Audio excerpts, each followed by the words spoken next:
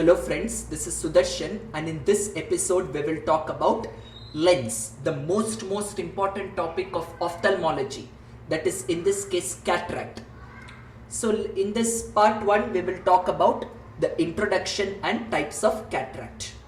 So when it comes to the introduction, we know that cataract is nothing but the opacification of the lens. So briefly let us see the physiology of the lens.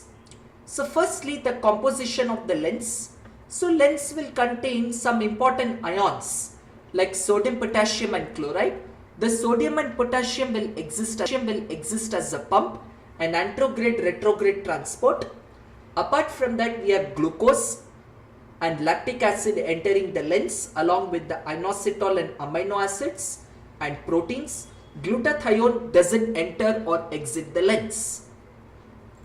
Now when it comes to the functions of the lens, it is avascular just like in cornea. So we will compare lens and cornea, very similar. So both lens and cornea are avascular. Lens is single layer, cornea is multiple layers. Yeah, that's why we say Morris lattice theory in the cornea, where the peculiar arrangement of the corneal lamellae can be seen here. But here only single layer will be seen. And when it comes to the capsule, it will be anterior and posterior capsule semi-permeable. Same with cornea. Cornea is also semi-permeable, but no capsule in cornea.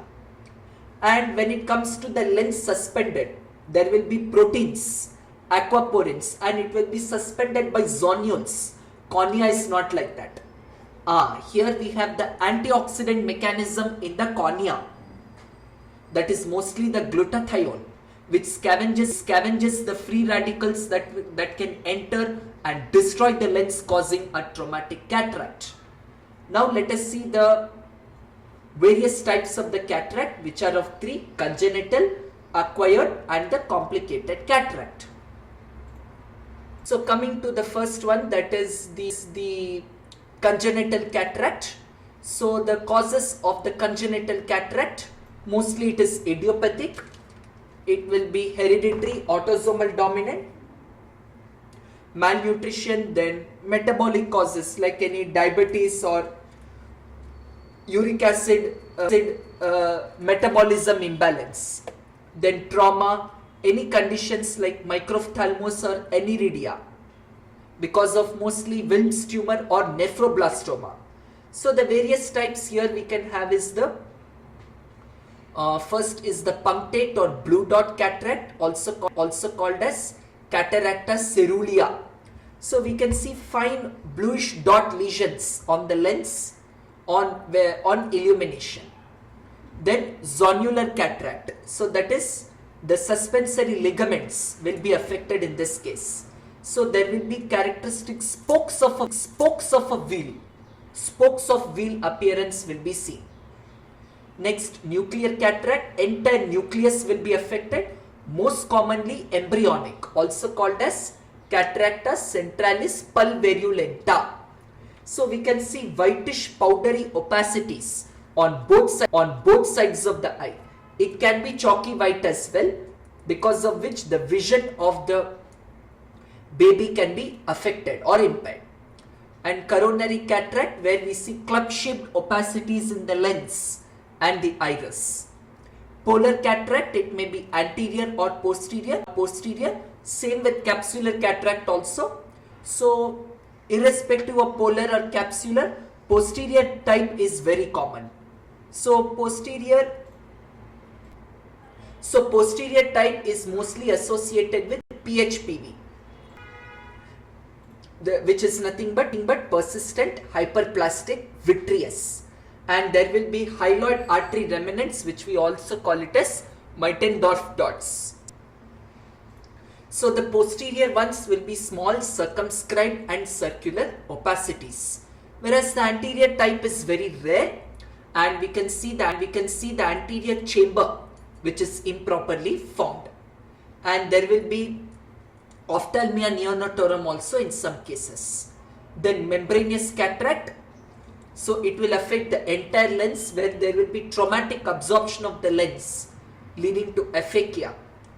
So So in the total type of cataract, we can have torch infections. In sutural cataract, it will be Y-shaped and static, bilateral and visually insignificant. So there are 4 types here: floriform, coralliform, spear, along with anterior axial embryonic type.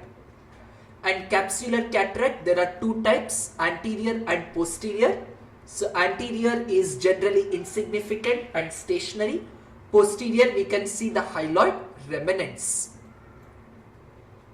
And in general, clinical features of cataract, we can have decreased vision, leukocoria, squint, nystagmus and blood opacities on ophthalmoscopy. So when it comes to the child, we need to order certain diagnostic tests to detect if any torch infections are there, any chromosomal disorders are there, or any diabetes or uric acid disturbance is there. We need to detect those. Coming to the adult or the acquired cataract. So this is most common in the 40s and 50s in females. So the mechanism, it is divided into two types, the cortical and the nuclear cataract. So what happens in irrespective, the cortical or nuclear cataract, the sodium, potassium will be increased and there will be excess water, glucose and amino acids entering the lens, because of which the lens gets hydrated and swollen up. That is the basic mechanism. And sometimes there may be pigmentation in the lens because of amino acids or melanin or urochrome. And there are 2 stages in this, that is cortical and nuclear stage. So in the cortical stage, we can have the lamellar separation, where we have the zonules or the suspensory ligaments which will become weak and the lens will come out. And in the incipient stage, we can see certain opacities which might be there. So 2 types are there, cuneiform and cupuliform cataract. So cuneiform, where we can see wedge-shaped opacities in a spoke-like pattern can be seen, where on ophthalmoscopy we can also see dark lines against a red fundal glow. And cupuliform, where we can see the posterior subcapsular cataract which is extending outwards, and we can see the demarcation of the central visual axis and early loss of vision. And apart from that, we can also see the immature cataract, where greyish white lens will be seen.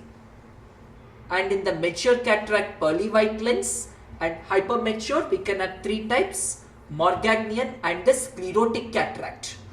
So Morganian cataract, where we can see calcium deposits or brownish nuclear deposits and liquefaction in the lens which appears milky.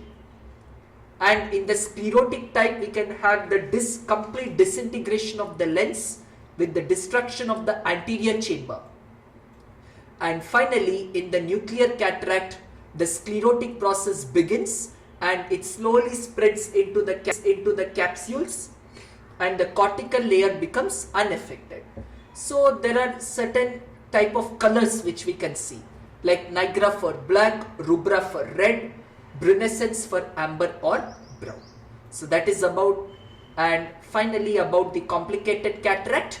So it may be because of any inflammations like uveitis or chorioretinitis or endophthalmitis, panophthalmitis, any retinal pathologies, glaucoma, intraocular tumors like retinoblastoma.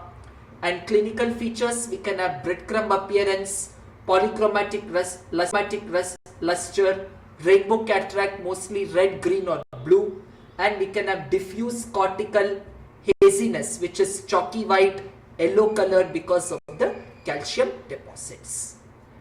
So that is with the part 1 of lens. So thank you so much. We will see in the next lesson.